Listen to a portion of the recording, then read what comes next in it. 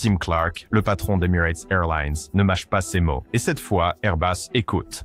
Après des années à garder le A350 000 à distance, Emirates est maintenant officiellement intéressé.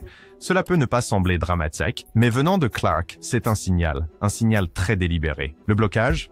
Rolls-Royce, spécifiquement leur moteur Trent XWB 97. Emirates veut de la puissance, de la durabilité et une fiabilité sans faille sur certaines des routes les plus difficiles au monde. Et jusqu'à présent, ce moteur n'a pas atteint le niveau requis. Mais maintenant, il y a du mouvement. Et avec cela, le genre de pression qui pourrait faire basculer des milliards en commande de flotte. Airbus comble-t-il enfin l'écart ou est-ce juste un autre coup de semonce visant à la fois les fabricants de moteurs et leurs rivaux à Seattle? Nous allons répondre à tout cela et plus encore. Pour l'instant, commençons par le début.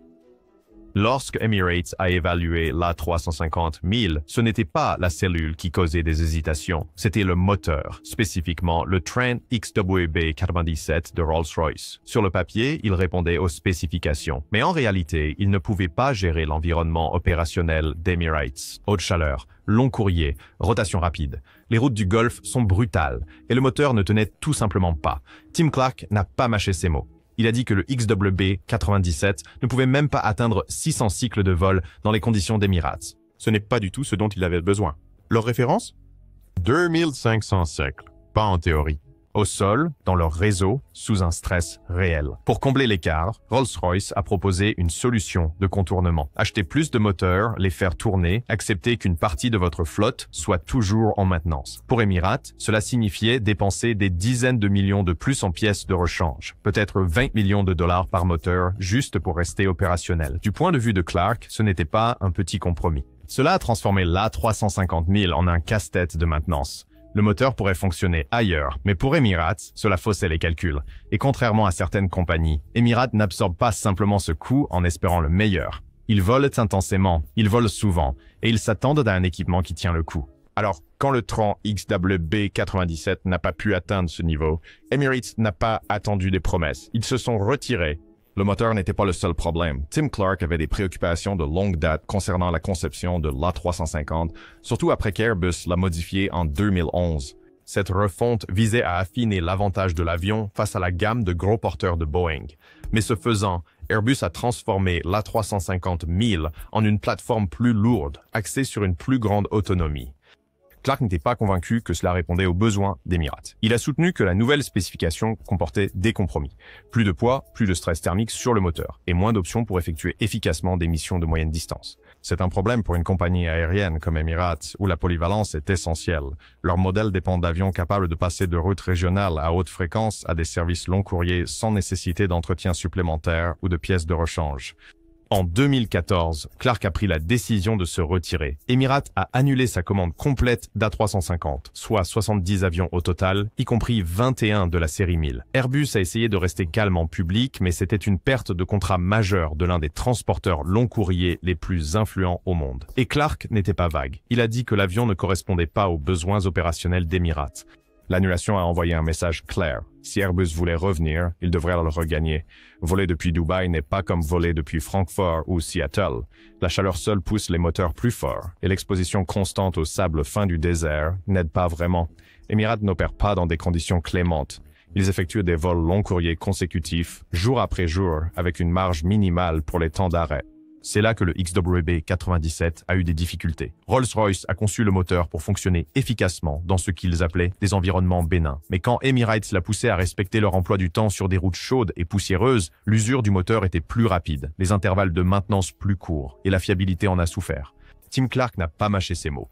Il a dit que le moteur ne pouvait tout simplement pas répondre aux normes de performance dans les conditions du Golfe. Et quand vous gérez l'une des plus grandes flottes d'avions gros porteurs au monde, ce genre de décalage n'est pas seulement gênant.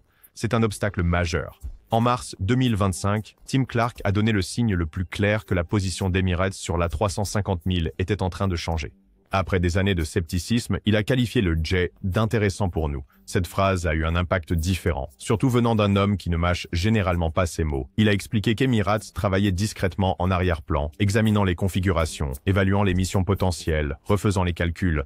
Ce n'était pas juste de la curiosité polie. La compagnie aérienne refaisait le travail qu'elle avait abandonné des années plus tôt. Puis est venu le coup de théâtre. Nous en commanderions probablement 30 à 50 si les moteurs étaient prêts maintenant. Ce n'était pas hypothétique. C'était un message. Emirates est intéressé. Il ne fait juste pas encore confiance au moteur. Clark veut toujours une centrale qui peut survivre aux opérations intensives dans le Golfe, mais son ton était moins combatif cette fois, plus comme un coup de semonce, dirigé non seulement vers Rolls-Royce, mais aussi vers Airbus. Il est ouvert à un accord, mais seulement s'ils peuvent en livrer. Au 20 août 2024, Rolls-Royce avait enregistré 108 commandes pour le 30X-Sub 97. C'est le moteur qui alimente chaque A350 000 là-bas. Et sur le papier, les chiffres semblent solides. Mais Emirates n'a jamais été intéressé par le papier. Ils veulent des preuves. Et jusqu'à présent, Rolls-Royce ne les a pas entièrement fournis. Le fabricant de moteurs affirme que des améliorations sont en cours, des mises à jour des matériaux, des revêtements, des systèmes de refroidissement. Ils investissent de l'argent réel dans les tests et disent que la durabilité évolue dans la bonne direction. Mais il y a un écart entre les tendances et la performance réelle, surtout lorsque votre banc d'essai n'est pas Dubaï en août. Rolls-Royce insiste sur le fait qu'avec les nouveaux changements, le Trent XWB-97 est plus que capable de soutenir des missions long courrier. Mais ils n'ont pas encore démontré une fiabilité constante sur 2500 cycles dans les conditions extrêmes qu'Emirates exige. Des trajets quotidiens de longue distance, des rotations rapides et une exposition continue au sable et à la chaleur. En coulisses, la tension monte. Rolls-Royce pense qu'Emirates demande un moteur qui va au-delà des besoins de quiconque. Emirates rétorque que ce n'est pas un luxe, c'est une question de survie. Chaque remplacement de moteur imprévu consomme du temps, de l'argent et la bonne volonté des passagers. Pour une compagnie aérienne effectuant des dizaines de vols ultra long courrier par jour, les temps d'arrêt ne sont pas seulement un inconvénient, c'est une panne du système. Donc, bien que le moteur puisse s'améliorer, il n'a pas encore franchi la ligne de développement à approuver pour Emirates.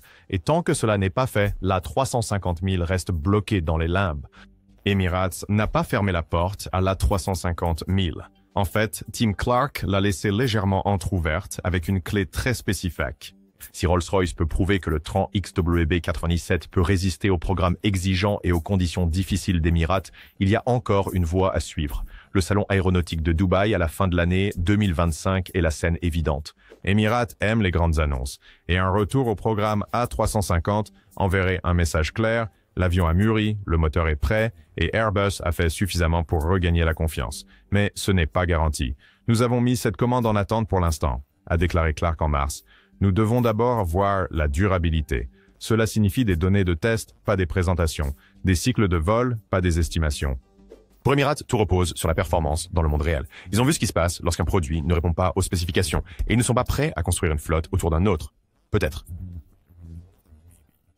Rolls-Royce peut dire les bonnes choses, mais à moins qu'ils ne les soutiennent avec des moteurs capables de survivre à 2500 cycles à pleine puissance sans s'étouffer avec du sable ou surchauffer, il n'y a pas d'accord. L'A350 000 n'est pas juste une autre option de gros porteur. Il comble un vide très spécifique qu'Emirates doit remplir. En ce moment, la compagnie aérienne a les A350-900 en cours d'arrivée et le Boeing 777X éventuellement en attente. Mais que se passe-t-il au milieu de cette transition? C'est là que le 1000 entre en jeu. Le 1000 offre plus d'autonomie et de capacité que l'A350 standard, mais sans la pleine envergure du 777X. Pour Emirates, cela offre une véritable flexibilité. Pensez à des routes long courrier à haut rendement qui ne justifient pas un avion de 400 sièges. Des endroits comme Santiago ou Brisbane, où vous avez besoin de portée et de profondeur de cabine premium, mais pas nécessairement de 7 tonnes de fret à chaque fois. C'est aussi une couverture. Si Boeing prend encore du retard sur le 777X et ils ont un historique, Emirates a besoin d'un plan B. L'A350-1000 pourrait être cette solution de repli intégrée dans la flotte des années 2030 à mesure que les retraits augmentent et que de nouvelles routes apparaissent. Il ne s'agit pas de remplacer un avion ou de remodeler la stratégie. Il s'agit de créer de la profondeur, d'avoir plus d'outils pour différents travaux. Et si Rolls-Royce peut enfin se ressaisir, l'A350-1000 redevient une option sérieuse. Emirates n'avait pas prévu d'être coincé dans l'incertitude, mais les voilà avec une commande de 777X qui a livré exactement 0 avion. Ce n'était pas l'accord. Boeing avait promis plus de 100 appareils à ce jour, et Emirates a construit une partie de son programme futur autour de ces livraisons. Au lieu de cela, l'avion est toujours en attente de certification, les tests continuent et chaque calendrier révisé ressemble plus à une supposition qu'à un plan. Pour continuer à voler, Emirates a lancé un programme de modernisation. 291 avions entièrement rénovés, nouvelles cabines, technologie mise à jour, renouvellement complet de la flotte. Ce projet à lui seul leur coûte environ 5 milliards de dollars. Pas pour s'étendre, juste pour maintenir le cap. Il n'est pas difficile de comprendre pourquoi la frustration s'installe. Et ce n'est pas seulement à cause des retards, c'est le manque de clarté. Boeing continue de demander de la patience, mais Emirates n'est pas connu pour attendre tranquillement. C'est là que la 350-1000 commence à avoir du sens. Il ne peut pas transporter autant que le 777X, mais il est en production, il vole et il est disponible. À ce stade, la prévisibilité pourrait valoir plus que la performance. Emirates n'a pas seulement modernisé les avions pour prolonger leur durée de vie, ils ont utilisé cela pour tester ce que les passagers voulaient réellement. Et jusqu'à présent, la classe économique premium fonctionne bien. Les sièges sont réservés, les retours sont positifs. Cela a ouvert une voie entre l'économie et la classe affaires qui n'existait pas vraiment auparavant. Cela compte alors qu'ils envisagent à nouveau la 350-1000. Emirates a modifié les intérieurs, retiré les anciens systèmes de divertissement en vol, ajusté les cuisines, testé de nouvelles configurations. L'idée est de construire quelque chose d'efficace qui reste premium, surtout pour les longs vols où les marges sont faibles. La 350 leur offre des options. Il n'est pas aussi massif que le 777 ou la 380, mais il est efficace, plus facile à retourner et suffisamment flexible pour tout, de l'Australie à l'Afrique de l'Ouest. S'ils peuvent adapter la cabine à la route et garder les coûts sous contrôle, cela répond à un besoin réel. Les gros avions ne disparaissent pas, mais Emirates veut quelque chose d'intermédiaire, et celui-ci pourrait enfin convenir. Il est facile de supposer que le 777X ou l'A380 sont dans une catégorie différente de l'A350-1000, mais sur le papier, l'écart n'est pas aussi grand qu'on pourrait le penser. L'A350-1000 peut accueillir jusqu'à 480 passagers dans la configuration haute densité d'Emirates. C'est plus que le 777-9 qui atteint environ 426. Il se rapproche même étonnamment de l'A380 qu'Emirates configure pour 546. Et, en ce qui concerne l'autonomie, l'A350 l'emporte nettement, 8900 miles nautiques contre 7285 pour le 777 et 8000 pour l'A380. La vitesse est pratiquement à égalité. Tout sur Rosling près de Mach 0,85, bien que le 777 soit légèrement plus lent. Ce que cela signifie vraiment pour Emirates, c'est la flexibilité. Le 1000 peut atteindre les mêmes marchés ultra long courrier que la 380, mais avec une consommation de carburant moindre et moins de passagers à remplir. Il est plus léger, moins cher à exploiter et plus facile à déployer sur des routes à fort rendement mais moins fréquentées. Cela en fait un outil rare, assez grand pour être important, assez petit pour être utilisé souvent. La 351-1000 n'offre pas seulement de la portée, il s'intègre au réseau d'Emirates d'une manière que la 380 ne peut plus. L'économie est tout simplement meilleure. La consommation de carburant par siège est inférieure à celle de l'A380 et de l'ancien 777-300ER. C'est un énorme avantage sur les routes long courrier où les marges sont faibles et les coûts de carburant s'accumulent rapidement. Vous n'avez pas besoin de remplir plus de 500 sièges pour rendre le vol rentable. Cela seul rend l'A351-1000 plus facile à déployer, surtout sur les marchés émergents ou les routes saisonnières où la demande fluctue. C'est aussi beaucoup moins cher à entretenir. L'A380 nécessite une infrastructure aéroportuaire spéciale, plus de personnel au sol et des remplacements de pièces plus fréquents en raison de sa taille. Emirates le sait mieux que quiconque, opérant la plus grande flotte d'A380 au monde depuis plus d'une décennie. L'A351-1000 n'a besoin de rien de tout cela. Porte standard, support au sol standard, moins de temps d'arrêt. Il s'intègre dans les créneaux horaires existants sans réorganisation majeure. Ensuite, il y a la transition de la flotte. Emirates dépend encore fortement du 777-300ER. Ces avions vieillissent, et bien que le 777X soit censé les remplacer, les retards obligent Emirates à explorer d'autres options. L'A351-1000 peut intervenir maintenant, au moins partiellement, et aider à combler le fossé sans compromettre l'autonomie ou l'expérience en cabine. Ce type de flexibilité est exactement ce dont Emirates a besoin, tandis que sa future gamme continue d'évoluer. Le salon aéronautique de Dubaï, le 20 novembre 2025, s'annonce comme le moment de vérité. Ça est ce moment que nous saurons si Emirates est prêt à aller au-delà de l'intérêt et à réellement s'engager envers l'A351-1000. Clark n'a rien confirmé, mais le calendrier correspond. Emirates comble encore les lacunes des gros porteurs pour la fin de l'année 2020, et Airbus a des créneaux, bien que peu nombreux. Avec Boeing qui travaille encore sur les retards de certification et les goulets d'étranglement de la production, Emirates est sous pression pour diversifier. Il y a aussi le facteur de la chaîne d'approvisionnement. L'inventaire des moteurs, l'aménagement des cabines et la disponibilité des cellules sont tous serrés dans l'industrie. Toute compagnie aérienne qui attend trop longtemps risque d'être reléguée à la fin de la file, même une aussi grande qu'Emirates. Si la 351 000 passe la liste de contrôle final de Clark, une nouvelle commande pourrait être annoncée lors du salon. Mais si Rolls-Royce n'a pas résolu le problème de cycle d'ici là, ce ne sera peut-être qu'une autre série de gros titres. Tout repose maintenant sur ce que Rolls-Royce peut réellement livrer, pas en théorie, mais en métal. Emirates a clairement indiqué qu'ils ne signeront rien qui ne puisse résister aux conditions réelles du Golfe. Cela signifie moins de visites en atelier, une durabilité des cycles plus longue et une poussée constante dans des environnements chauds et poussiéreux. Tim Clark l'a dit sans détour, nous prenons le contrôle de notre propre destin. En langage Emirates, cela signifie qu'ils attendront aussi longtemps que nécessaire, ou qu'ils partiront s'ils le doivent. La 350 000 cents a la plupart des ingrédients, la bonne portée, la flexibilité de la cabine, et un design qui s'adapte au réseau en évolution d'Emirates. Mais rien de tout cela n'a d'importance sans un moteur capable de tenir la distance. Rolls-Royce dit qu'il progresse, mais après des années d'objectifs manqués, cette promesse ne conclut pas un accord. Tant que les chiffres ne parlent pas d'eux-mêmes, le jet reste en suspens. Si le train XWB-97 ne tient pas le coup, Airbus perd sa chance et Boeing garde l'avantage par défaut. Tim Clark n'est pas connu pour édulcorer les choses, et les dernières années n'ont fait qu'affûter son franc-parler. Il a été l'un des critiques les plus virulents de la manière dont les deux grands fabricants ont géré leur programme phare. Les retards constants de Boeing avec le 777X, l'hésitation d'Airbus concernant la durabilité à long terme des moteurs et la performance cyclique de Rolls-Royce, des affirmations qui changent à chaque communiqué de presse. Il a dénoncé la baisse de qualité généralisée, les dates de livraison manquées, les cycles de retouche et les raccourcis techniques qui se retrouvent dans le hangar du client. Pour Clark, ce n'est pas un cas isolé, c'est le signe d'une pourriture plus profonde. Arrêtez de prendre des raccourcis. Soyez sérieux. Ce n'est pas une citation d'un communiqué de presse. C'est quelque chose que Clark a dit directement aux ingénieurs et aux dirigeants. Son message a été constant. Emirates ne portera pas le risque de l'échec de quelqu'un d'autre, que ce soit un avion retardé et un moteur sous-performant, ou un raccourci de certification, il ne joue pas le jeu. Et dans une industrie aussi petite, ce genre de position frappe fort. Les fabricants écoutent, même s'ils ne répondent pas à haute voix. Ce que fait Emirates ne reste pas à Dubaï. Quand ils prennent une décision, qu'il s'agisse d'acheter 50 avions ou d'annuler 70, les compagnies aériennes à travers l'Asie, le Moyen-Orient et l'Afrique le remarquent. Ce n'est pas seulement la taille de leurs commandes, c'est leur façon de fonctionner. Longue distance, cycles élevés, environnement difficile, délai serré. Si un avion peut tenir dans ce genre de cadre, il peut fonctionner n'importe où. C'est pourquoi Airbus suit de près cette conversation sur l'A351 000. Ils ont besoin d'une commande phare du Golfe pour contrebalancer l'emprise de Boeing sur cette partie du marché, surtout avec le 777X toujours en suspens. Cela pourrait être une rare opportunité de gagner du terrain. Et pour le reste de l'industrie, ce n'est pas juste un accord, c'est un signal. Si Emirates achète, cela donne aux autres compagnies aériennes une sorte de permission de suivre. Cela indique que le moteur est fiable.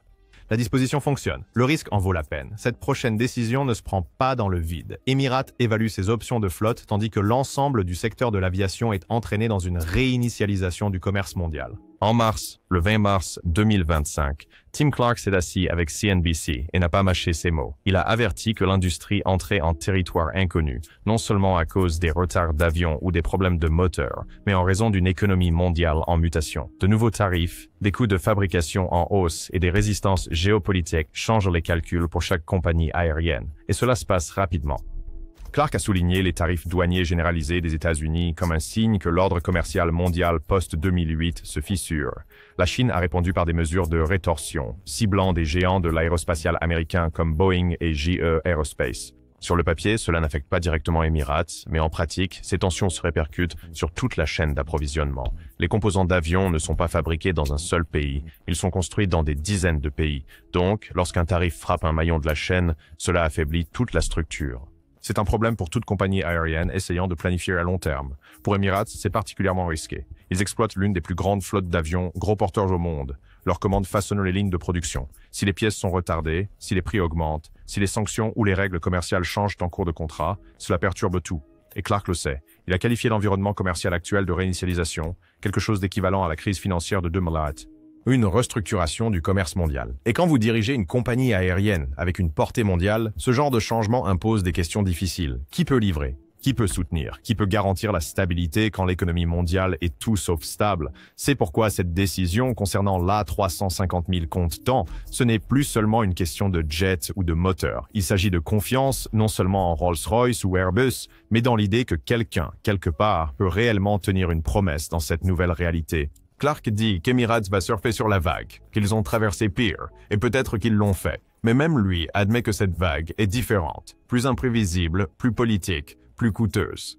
Alors, quand Emirates fera son mouvement, que ce soit une nouvelle commande d'A350 ou une attente, les gens ne regarderont pas seulement ce qu'ils achètent. Ils observeront ce que cette décision dit sur le système lui-même. Et cela, plus que n'importe quelle conférence de presse ou fiche technique de moteur, est ce qui rend vraiment ce moment historique. Tim Clark n'a pas pris d'engagement, mais il n'a pas non plus fermé la porte. Et cela en dit plus long qu'il n'y paraît. Après des années à qualifier l'A350 000 d'inadapté aux besoins d'Emirates, il dit maintenant ouvertement « Nous en commanderions probablement 30 à 50 si le moteur était prêt ». Ce changement ne se fait pas à la légère. Cela indique qu'Airbus pourrait être sur le point de transformer un refus passé en une victoire médiatique.